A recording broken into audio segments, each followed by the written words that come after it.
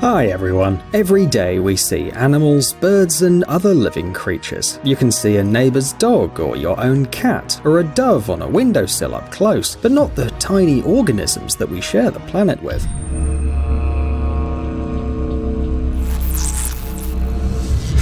Some of them are way too small for us to even notice, others are too shy or happen to live in places which are quite hard to reach. But today, we will show you these amazing creatures living near you. Let's get it on.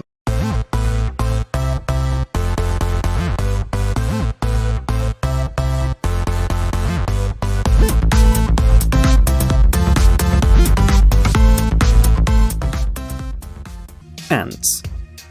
We hardly ever look at tiny creatures like ants. Biologists and curious children are usually the ones who are interested in everything that crawls, flies, and swims. Meanwhile, if you set up the optics and persuade the ant to stay still, you can see that it's not particularly attractive.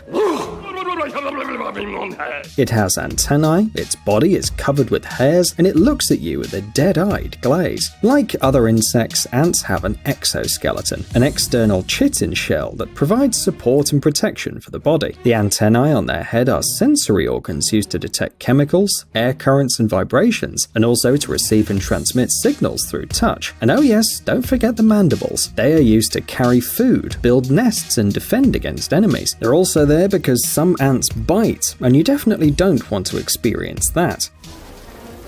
What? Oh, here's one. Oh. You've probably seen ants that carry leaves, but they don't use them for food. Atta, or leafcutter ants, use pieces of leaf to feed a mushroom that grows in their nests. The ants in turn then eat this mushroom. No wonder ants are considered the most advanced species of insects. Squid.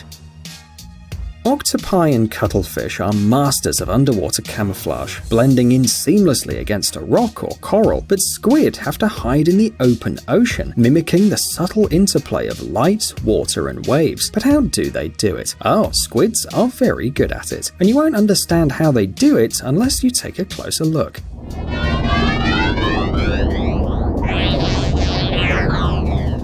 To control the color of their skin, cephalopods use tiny organs in their skin called chromatophores. Each tiny chromatophore is basically a sac filled with pigment. When needed, the muscles press the sac, spreading it wide and exposing the colored pigment to any light reaching the skin. When the muscles relax, the colored areas shrink back into tiny spots. This way, squids make light bounce off their skin and blend in with the water, as if they're flickering almost. They are literally hiding in plain sight. By the way, some species use this method not only for disguise, but also for communication with each other, but that's a story for another time.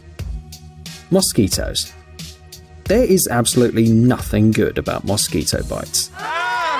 That's good. These insects irritate us with their buzzing and often don't let us sleep. Not only do they drink blood, but they also leave the skin really itchy. Not to mention the fact that these insects can carry truly dangerous diseases that result in death. This tiny creature can cause a lot of problems. Most people have some idea of how a mosquito bites us. The proboscis penetrates the skin and the insect starts drinking the blood. However, upon closer inspection, this process becomes truly disgusting. Not so long ago, scientists discovered that the mosquito's mouth is not just one tiny spear, but a sophisticated system of 6 thin needles, each of which pierces the skin, finds blood vessels, and allows mosquitoes to easily suck blood from them. 2 of these needles have some kind of teeth, naturally very tiny ones. The mosquito uses these teeth to pierce the skin. Another set of needles holds the tissues together while the insect prepares to bite. Then the needle with the sharp end probes the skin, piercing the vessel and sucking the blood from it. Well, the 6th needle then releases saliva and delivers chemicals that support blood flow. This saliva causes the itching and sometimes carries dangerous diseases.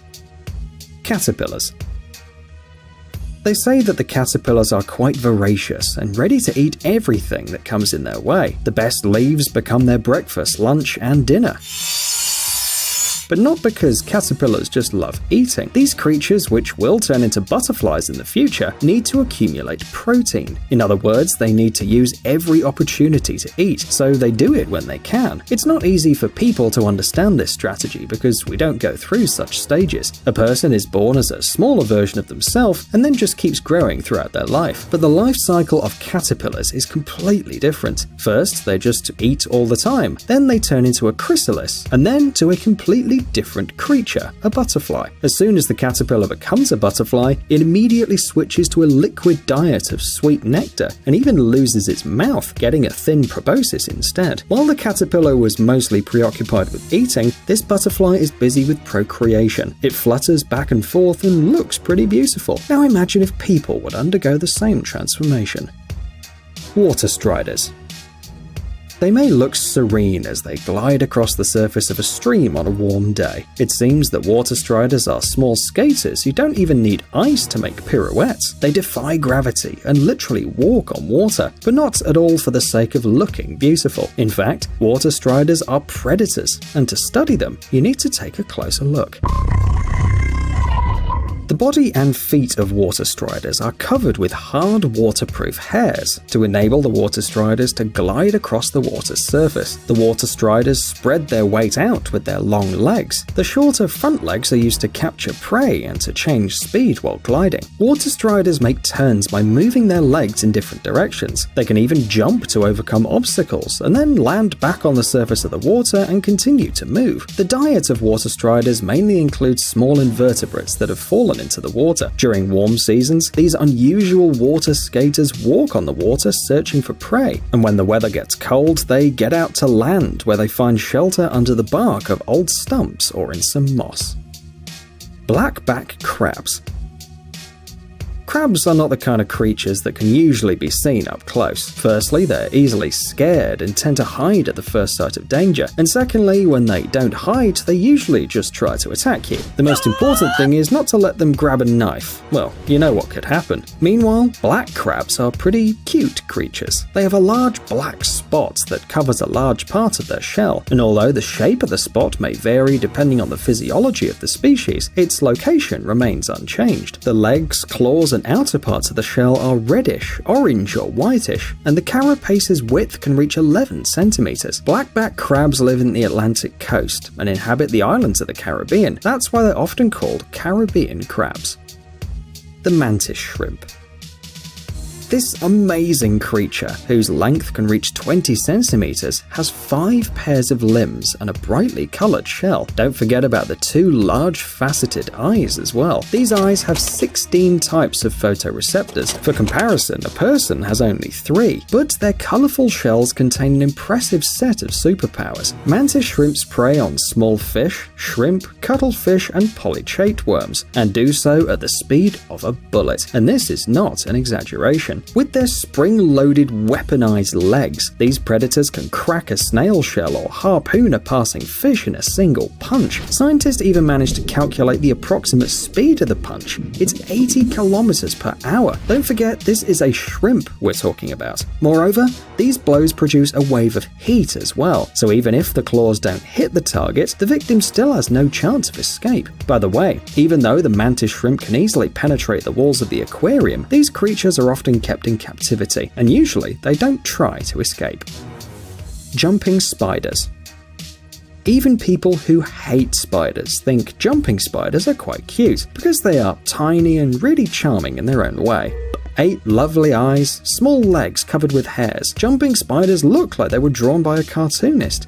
These spiders have a well-developed internal hydraulic system too. They can expand their limbs by changing the blood pressure. This allows the spiders to jump long distances, far exceeding the size of their own body. Before the jump, the jumping spider attaches a silk web thread to the spot that it jumps from. But these spiders gain fame not for their jumping skills, but their mating rituals. Of course, in order to see all this in detail, you have to use special equipment, but it's well worth it. To attract the attention of females, almost all species of jumping spiders have to perform a special dance, during which they raise their front appendages and sway from side to side.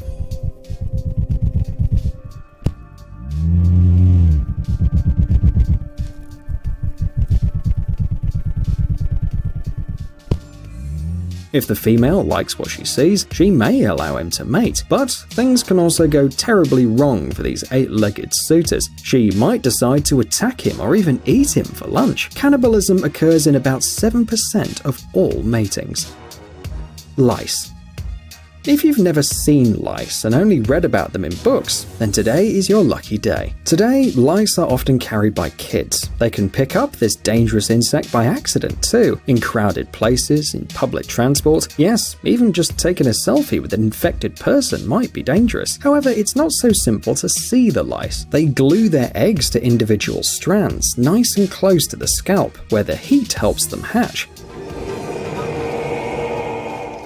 But this isn't the only problem. Lice then feed on human blood and bite several times a day, and it hurts. They then move through the hair, sometimes from one head to another, clinging firmly with their scythe-shaped claws. Lice even have a small spiky thumb-like part called a spine that helps them keep their grasp of the hair. Their drive to stay on a human head is strong because once they're off and lose access to the blood, they starve and die within 24 hours. This must be why lice have developed immunity to many of the drugs we use to poison them. They're just very motivated to stay on a human's head. However, scientists still have ways of fighting them. And by the way, if you worry that you can pick up lice from a pet, don't. Human head lice only live on our heads.